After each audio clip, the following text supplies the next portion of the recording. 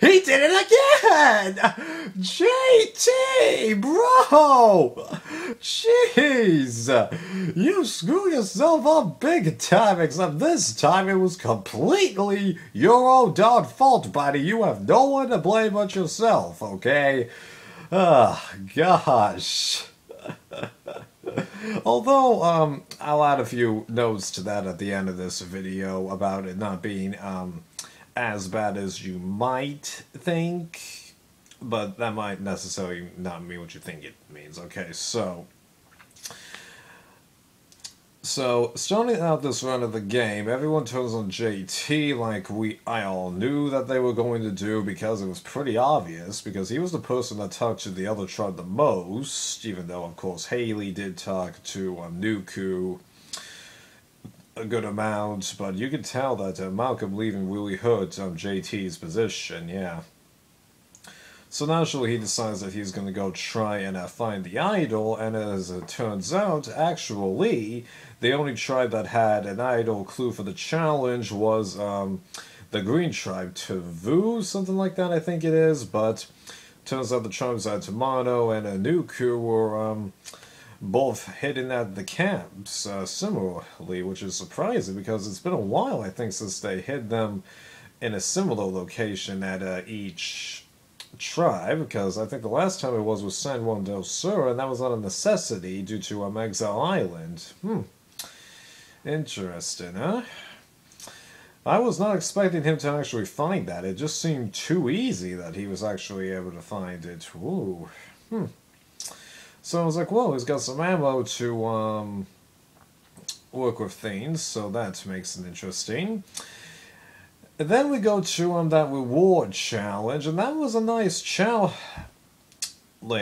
Things weren't working, the way you expected, and even though everybody was, struggling with seemingly simple stuff, that, handle thing, that's a pretty small surface to, balance something on, and that's a bow thing. I would have a tough time, angling that, especially since it seems like you can't actually grab it underhand. I've never seen anyone grab it underhand to my knowledge, although it could be that I just wasn't paying close enough attention, but I seem to recall Haley and JT holding into it like this rather than this. Yeah, I don't think it's really as simple as it seems. It's just like the strategy for the sliding puzzle. It's easy to figure out. You just think about moving the piece of the puzzle in a loop, and then you do each row until you've only got 2 rows left, and then you do columns, but it's not as easy as it sounds. Like, I haven't done one of those as an adult. I did a few when I was a kid, but I really had no clue what I was doing. It just worked out. Right. Yeah. So, as the challenge was going on, I felt it was pretty obvious that Mono was going to lose, given how everyone on that tribe seemed to be having difficulty with some thing. Oh, sure, JT did struggle with the balance beam bits, but just something told me that Mono was going to have some trouble, and sure enough, they end up being defeated again. And I was kind of glad about that, because Debbie, going, oh darn, it's slippery, just that, really made me, chuckle in amusement, yeah. As we get the Debbie blow-ups that we were teased with last time, and the thing is that if it was anyone else on that tribe, we would actually be having a lot more sympathy for that person, because I'm sure that a good amount of what Debbie says is true of Brad, even though he is being a lot better this time around, that, as the leader of the tribe, he tends to ignore people in some situations, he's used to getting them his way, and, yeah. But the problem is, we've seen how, I guess obnoxious Debbie can be, or maybe not obnoxious, maybe, over hyping herself, for lack of a better term, that we tend to hold Debbie in more of a critical light, that kind of a thing. Albeit, this time, the stuff that she's overhyping is not that unusual, because last time she was constantly complaining about, oh yeah, I'm a good survivor expert, I can do this, I can do this. It doesn't work like that, okay? Because here's the thing. I've got Survivor Palau on DVD. If you were to get the DVD and listen to the commentary that they have during the first half of the finale, well, sorry, the non-reunion part of the finale, they point out that actually Ian, in the fire-making tiebreaker, was not able to make fire after just a couple of minutes. Both he and Jen actually worked at it for like almost an hour or something like that before they were given matches, and then he was able to do it in a couple of minutes. But here, she's talking about balance, puzzle making, agility, strength. We've seen people do that before, you know? So, she is acting more human, but as I said, anybody else, we'd have more sympathy, but Debbie, yeah. And she goes, you crossed my heart or something like that. Really? He didn't really do anything that was that bad. Like, did you see him raise his voice in the edits? Oh, sure, you know, she's had to put up with him for about 2 weeks now, but yeah. That's about all I can say to that.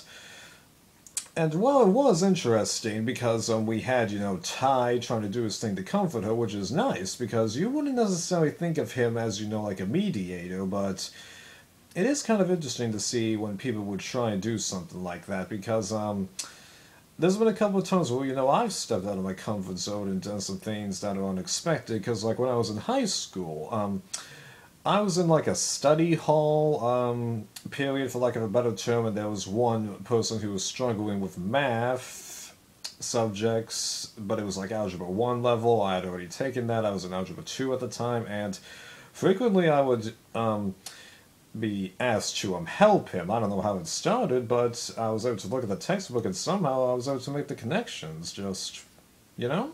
It's kind of interesting stuff. Nice to see Ty, you know, keep trying to do all that stuff. And it's interesting that he found the clue to another idol so soon, but I'm surprised they didn't show him fighting it in this episode.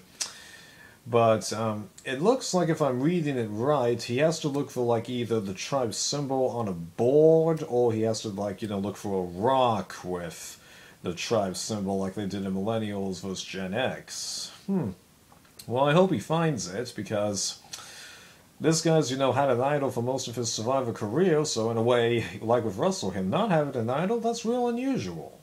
Yeah. Then the Green Tribe, we didn't really get any interactions that I can remember.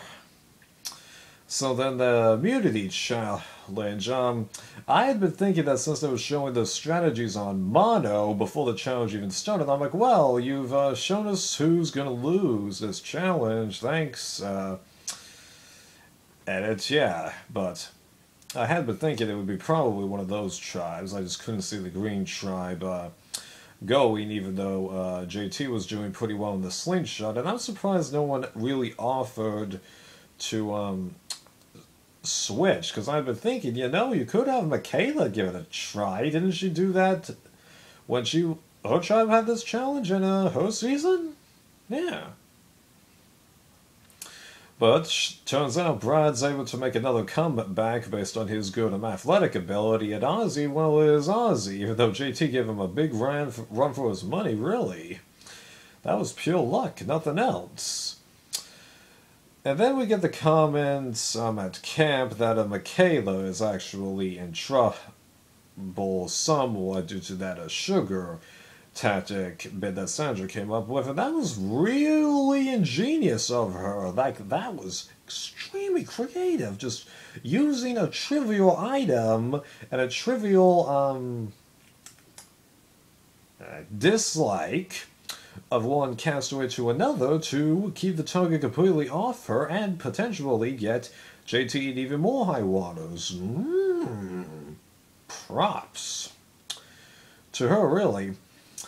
And then it ends up being kind of quickly settled that Jeff Varner's the swing vote, but I was analyzing the situation and I'm like, okay, Aubrey, she's still not really getting that much to be featured.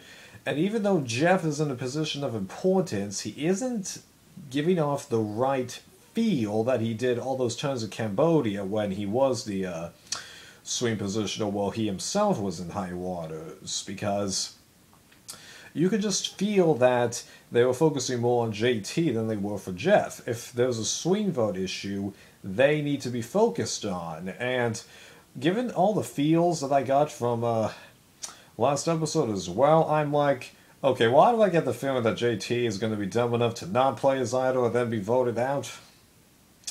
Well, as I go to Tribal, and then I'm just looking at all the reactions amongst everyone, and how Jeff doesn't really talk that much, I'm like, JT, bro, you're gone, bro. And I was right, he didn't even have his idol on him, and then he gets voted out. Although I was surprised that Aubrey actually did, vote for Michaela, but to be fair, she can't pass it off as, hey, he could have had an idol, so if I go with him, because I thought you were voting for him, even though she actually didn't.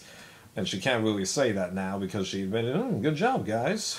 But just, JT, dude! That's the second time you've shot yourself in the foot when it comes to hitting the immunity idol, although this time you have no one to blame but yourself. Gosh. Come on, dude, and you officially bucked the Token Teens trend, although, to be fair, since you were the winner of Token Teens, it was kind of hard for you to do well the first time you played, or reasonably well, then absolutely suck in HVV, and then really improve yourself.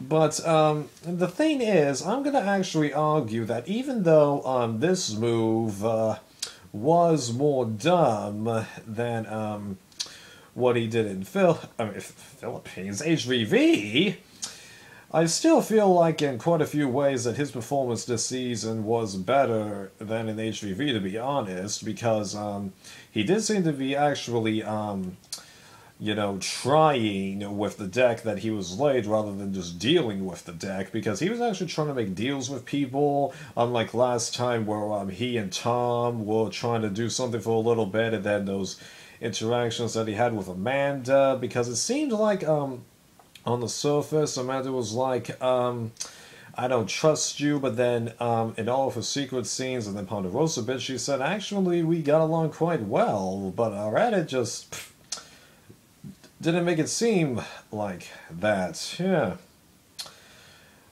I definitely do feel like he did better here than in HVV, although I can't really compare his original season because I still haven't seen Token Teens. Yeah, I really need to get off my butt and view that, even though it'll be a little bit dumb to do that, because I just get this feeling that out of all the people that they brought back for Token Teens so far, I don't think it's going to happen again, because I don't see JT being a full-timer here, although it is possible that producers will bring him back just so he can shoot himself in the foot again. Yeah, Malcolm's got a way better chance of becoming a full-time part of the JT. In fact, I put money on that, figuratively speaking. Right. And then next time, I'm real curious to see what they're going to do with Exile Island here, because I get the feeling that, like in Palau, this is going to be a one-time thing. And I've never really liked it when they do tribe mix-ups or whatnot, when they have an odd number of people. I mean, theoretically, they can still make it be 555, but if they say Exile Island, it's probably going to go back down to 2, which is not a bad thing. In fact, I predicted that there would be another swap. But, yeah. And then as for the Survivor coming back, I've seen Dr. Ross's Q&A, and Jeff has confirmed that this is, only a visit. No one's coming back into the game. This is like a Rupert on one season of Survivor Israeli being a reward, and his visit is pretty much the only thing for the entire season on here, which is a bummer, because Survivor Israeli is, an international version that actually does have some oomph to it. Yeah. See you next time.